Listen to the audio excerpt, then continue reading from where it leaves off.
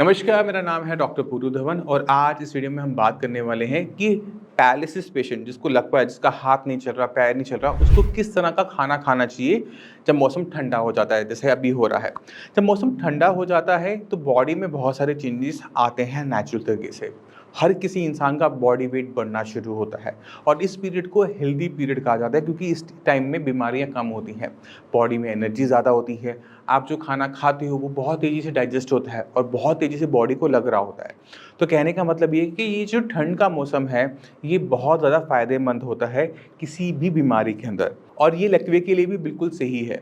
अगर हमें लकवा है, हमें पैरालिसिस है और हम रिकवरी अपनी बॉडी के अंदर करना चाहते हैं, तो ये जो ठंड के 4 महीने होते हैं, इन्हें हमें अच्छे तरीके से यूटिलाइज़ करना चाहिए। ठंड का मौसम कुछ परेशानी ज़रूर लेकर आता है, पर जो इन परेशानी से आगे निकल जाएगा, उसको अपनी बॉडी के अंदर रिकवरी देखने को मिलेगी। तो डाइट पे हम आज बात करेंगे कि किस तरह की डाइट होनी चाहिए। तो डाइट हमारी होनी चाहिए हमारे ब्रेन के लिए कि हम अपने ब्रेन को क्या देना चाहते हैं।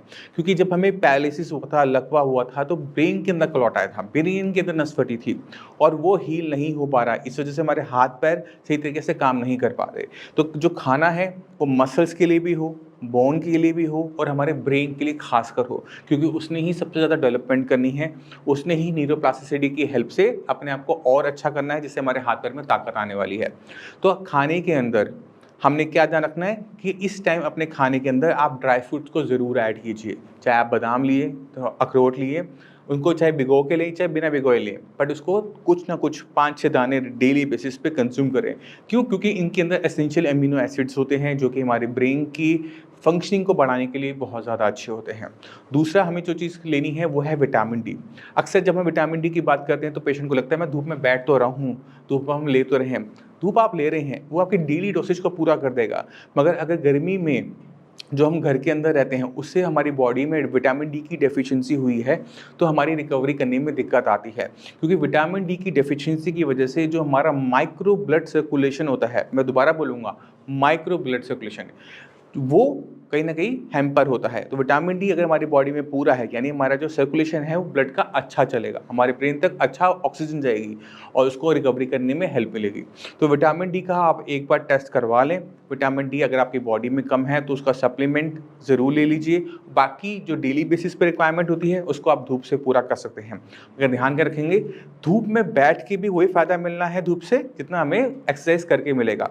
मगर जब हम एक्सरसाइज कर रहे हैं धूप के अंदर, तो हमें डबल बेनिफिट मिलता है। एक तो बॉडी गर्म हो जाती है, मसल्स में स्टिफनेस नहीं आती ठंड की वजह से, विटामिन डी भी पूरा मिलता है और हमारी एक्सरसाइज की रूटीन खराब नहीं होती है। तो सर्दियों में धूप का आपने फ़ायदा तीनों तरह से लेना है। अब चलते हैं कि हम डाइट में और चेंजेस क्या कर सकते हैं जिससे हमें मैक्सिमम बेनिफिट मिले इस ठंड के मौसम का। वो है खाने के अंदर हमने कुछ चीज़ें बढ़ानी होती हैं जो हम गर्मी में नहीं खा पाते, जैसे फ़िश। फ़िश आप गर्मी में बहुत रेयरली खाते होंगे। हमें फ़िश और चिकन जैसी चीज़ें खाने का मन अक्सर सर्दी के मौसम में करता है कि मेरा खाने का मन कर रहा है, मेरा फ़िश खाने का मन कर रहा है, मेरा चिकन खाने का मन कर रहा है। हमने इस अर्ज को दबाना नहीं है। अगर आपकी बॉडी कह रही है कि आपको फ़िश की रिक्वायरमेंट है, आपका मन कर रहा है, आपका चिकन खाने का मन कर रहा है, चिकन सूप पीने का मन कर रहा है, तो आपने लेना है। क्योंकि हमारे ब्रेन को पता होता है कि लास्ट टाइम उसने क्या खाया था, उससे उसे क्या मिला था, तो ब्रेन आपको वो टेस्ट डेवलप कर देता है कि आपने ये आज खाना है और जब तक आप वो खाते नहीं हैं, आपको सैटिस्फैक्शन मिलती नहीं है। तो इसी हम प्रोसेस का यूज़ करेंगे पैरालिसिस के पेशेंट के अंदर भी। अगर आपका अर्ज कर रही है फ़िश खाने का, तो आप फ़िश खाइए, एग्स खाइए, अपना चिकन सूप, चिकन जो ड्राई होता है, बिना घी तेल को यूज़ किए, बिना डीप फ्राई को यूज़ किए, उसको आप कंज़्यूम कीजिए क्योंकि ये आपके ब्रेन के लिए बहुत अच्छा रहेगा। क्योंकि ब्रेन को चीज़ें चाहिए होती है, विटामिन डी भी चाहिए, उसको बाकी जो न्यूट्रिशन होता है वो भी चाहिए, एसेंशियल अमीनो एसिड्स भी चाहिए, उसे सब कुछ चाहिए। उसने रिकवर करना है, कोई एक चीज़ भी कमी रह जाएगी तो रिकवरी में कहीं न कहीं वो डिले होगा। जब तक वो चीज़ पूरी नहीं होती, तो हमने अपनी बॉडी को डाइट वाइज़ बहुत अच्छे तरीके से रखना है। तो 3 चीज़ें आपने मेनली आपने करनी है, वो है ड्राई फ्रूट्स को ऐड करना, धूप का सेवन करना, साथ में आपने डाइट के अंदर जो नॉन-वेज चीज़ें हैं वो ऐड करना। अब जो लोग वेजिटेरियन हैं, उन्हें घबराने की ज़रूरत नहीं है। अब मैं आगे जो बताने वाला हूँ, वो आपके लिए हेल्पफुल रहेगा। आप लोग क्या कर सकते हैं, आप अपनी डाइट के अंदर दूध की मात्रा को बढ़ा सकते हैं। दूध सबको सूट नहीं करता। अगर दूध आपको सूट नहीं करे तो दूध हल्दी का यूज़ करके देखिए, अगर आपको वो सूट कर जाता है ठीक है, अगर नहीं करता है तो दूध इलायची। आपने किसी न किसी तरीके से, किसी न किसी फ़ॉर्म में दूध अंदर लेके जाना है, क्योंकि दूध एक तरीके से कंप्लीट फूड माना जाता है। जैसे चिकन हम बताते हैं, जैसे हम फिश बताते हैं, उस तरह से दूध भी कंप्लीट फूड है। थोड़ी कम न्यूट्रिशन वैल्यू रखता है बट वो कंप्लीट है। इसमें सिर्फ एक चीज़ नहीं होती, वो है विटामिन सी। विटामिन सी को अलग कर दिया जाए तो दूध हमारा कंप्लीट है और आपने इसका इंटेक अपनी डाइट में बढ़ाना है। दूसरी चीज़ आप क्या बढ़ा सकते हैं, चिकन मटन तो खा नहीं सकते, चिकन फिश तो खा नहीं सकते, तो हम अपनी डाइट के अंदर मशरूम्स को बढ़ा सकते हैं।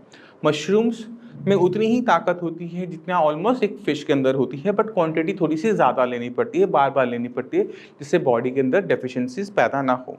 तो मशरूम्स को अपनी डाइट में ऐड कीजिए। साथ में आप ऐड कर सकते हैं वो है खूब सारी दालें।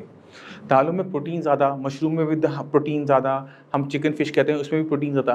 क्यों इतना हम प्रोटीन पे जोर देते हैं, उसको समझने की ज़रूरत है। अपने शरीर की तरफ देखो, आपकी बॉडी में हर एक चीज़ प्रोटीन की बनी हुई है। आपके नेल्स हो, आपके हेयर हो, आपकी आईज़ हो, आपकी स्किन हो, सब कुछ प्रोटीन का बना हुआ है। तो प्रोटीन क्या है, बेसिकली बिल्डिंग ब्लॉक है। जैसे हम एक इमारत बनाते हैं तो उसमें हम क्या लगाते हैं, ईंटें लगाते हैं, ईंटों से जुड़ जुड़ के वो बनी होती है। वैसे ही हमारा शरीर पूरा का पूरा प्रोटीन का ऑलमोस्ट बना हुआ होता है। अगर बॉडी में, हमारे खाने में प्रोटीन की कमी है तो बॉडी को ना ब्रेन में रिकवरी करने में दिक्कत होती है। क्यों होती है, क्योंकि उसे बाकी फंक्शंस भी तो करने हैं। आपको जिंदा रखने के लिए जो बाकी फंक्शंस हैं, हमारा जो खाया हुआ प्रोटीन है वहाँ कंज्यूम हो जाता है। ब्रेन की जो रिपेयर है उसमें वो कम पड़ जाता है। तो अपनी बॉडी के अंदर प्रोटीन हम थोड़ा ज़्यादा रखेंगे, जिससे हमारी बॉडी को, हमारे ब्रेन को अच्छी तरीके से प्रोटीन मिले, हमारी मसल स्ट्रांग हो, क्योंकि वो भी प्रोटीन की बनी हुई है। हमारा ब्रेन जो भी, वो भी प्रोटीन का बना हुआ है, उसको भी किसी टाइप की कमी महसूस ना हो। अगर आप इन चीज़ों का ध्यान रख लेते हैं तो आपको बहुत फास्ट रिकवरी देखने को मिलती है। मगर ये तब मिलनी शुरू होती है जब हम सही तरीके से एक्सरसाइज भी साथ में करते हैं, क्योंकि सिर्फ खाने से काम नहीं बनेगा। अगर आप बैठे बैठे खाना खाओगे तो सिर्फ वजन बढ़ने वाला है सर्दी के मौसम में। तो खाने के साथ अच्छा खाना खा रहे हो, अपनी पसंद का खाना खा रहे हो, जो पसंद है वो खा रहे हो, तो जो एक्सरसाइज आपकी बॉडी की ज़रूरत है, चाहे आपको पसंद आए या ना आए, आपने करनी है। क्योंकि ठंड के मौसम में मैंने पहले बताया था कि परेशानियां बढ़ती हैं एक पैरालिसिस पेशेंट के लिए। क्यों? क्योंकि स्टिफनेस बढ़ती है, मसल्स में ऐंठन आती है, एक्सरसाइज करने का मन नहीं करता, एक्सरसाइज का रूटीन टूटना शुरू हो जाता है। क्योंकि सुबह जो हम एक्सरसाइज करते थे वहाँ तो अब ठंड होती है, अब ठंड में जाने का मन तो करता नहीं है। तो पेशेंट हम देखते हैं कि बेड पे ही, रजाई के अंदर ही बैठा रहता है। तो हमने ये नहीं होने देना, हमने टाइम का सही फ़ायदा उठाना है, अपने रूटीन को थोड़ा सा चेंज करना है। बहुत ठंडे टाइम में एक्सरसाइज नहीं करेंगे। जैसे धूप 11-12 बजे की धूप आनी शुरू होती है तो 11-12 बजे से लेकर दोपहर को 4 बजे तक की जो धूप होती है, इसका हम यूज़ करते हुए अपनी एक्सरसाइज के रूटीन को वहाँ प्लेस करेंगे, जिससे हमारी विंटर्स की वजह से किसी भी टाइप की हिंड्रेंस हमारी रिकवरी में ना हो, बल्कि हमें उसका मैक्सिमम बेनिफिट मिले।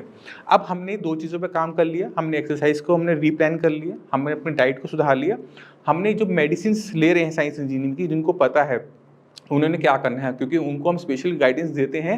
आप लोगों ने ध्यान क्या रखना है कि अपनी मेडिसिन की एब्जॉर्प्शन बढ़ती है। जैसे खाने की एब्जॉर्प्शन बढ़ रही है, वैसे मेडिसिन की भी एब्जॉर्प्शन बढ़ रही है, क्योंकि जैसे खाना पचता है वैसे मेडिसिन पचती है, दोनों में कोई फ़र्क नहीं होता। जब मेडिसिन हमारे ब्लड में एब्जॉर्प्शन अच्छी होने की वजह से ज़्यादा जा रही है तो हमारी रिकवरी फास्ट हो जाती है। और जब रिकवरी फास्ट हो रही है तो आपने ध्यान क्या रखना है कि एक्सरसाइज को किसी भी कीमत पे कम मत होने देना, क्योंकि ब्रेन अब क्या कर रहा है, ब्रेन के जो हिस्से में क्लॉट आया था, नस फटी थी, वो मर गया है। एक नया हिस्सा कंट्रोल कर रहा है आपके हाथ पैर को, उसे सिखाते रहना है। अगर आपने मेडिसिन सिर्फ खाई है, एक्सरसाइज नहीं की है, तो वो तो डेवलप हो जाएगा, बट आप उसे सिखा नहीं पाओगे कि चलना कैसे है, हाथ कैसे उठाना है। तो इस चीज़ का आप ध्यान रखेंगे। अपने रूम को थोड़ा सा वार्म करके रखिए, क्योंकि आपकी जितनी ठंड बढ़ेगी, जितना ठंडा कमरा आपका होगा, उतनी स्टिफनेस बढ़ेगी। धूप आप शीशे के थ्रू लेंगे और अच्छा रहेगा, यानी सीधा डायरेक्ट हवा में नहीं बैठे।